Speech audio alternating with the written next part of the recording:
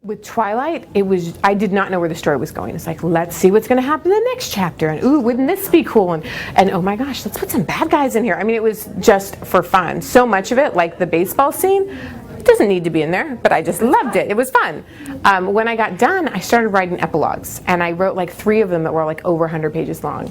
And so I realized I need to keep going with this. I'm not done. And by this point, I had an agent, and I knew that I was probably going to see this published, and that changed things a little bit, but I went ahead with one of the epilogues, and it became Forever Dawn, which was the first sequel to Twilight.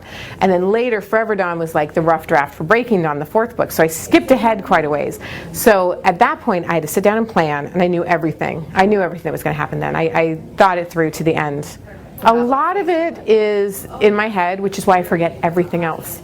Everything else is gone. Do you guys watch SpongeBob? Yeah. There's that great episode where he's doing the fine dining episode, and Squidward says, "Throw everything out of your head except for fine dining," and they show him throwing everything out of his brain, and that's kind of where I'm at. Like, everything that's not the story is gone, but I write outlines, and I usually have a document. I have a file for whatever project it is. I have a document that's the outline, and my outlines can be pretty scary, like 50 pages long, including dialogue. They get in detail sometimes, and sometimes they're very gloss over it. Then I have a document called notes, and I'll go through it, any lines that occur to me, like dialogue, I'll put in there. And then I'll have, random somethings or something, miscellaneous, anything I think of. So I try and keep the ideas in there. It's not always totally organized. And then I keep handwritten notebooks by my bed. My handwriting's horrible. Not the best way to do things, but sometimes, you wake up at 4, and if I get up and go down my computer, game over. I'm up.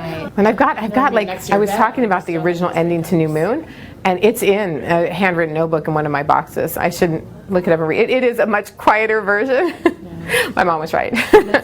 My family is a big part of my life. My mom lives down the road. We spend a lot of time together. She has opinions. She's like, "You need to write some more romance, Stephenie. I need another book, and I want something that's really kissy." I'm like, okay. Are they your readers? Like when you've written something before you send it to your agent? Yes. And they all, like my dad and mom read them my sister reads everything first, and then my mom and dad. And then a couple of my brothers. It's funny, my brother Paul was so not a part of it. He's the oldest of my brothers.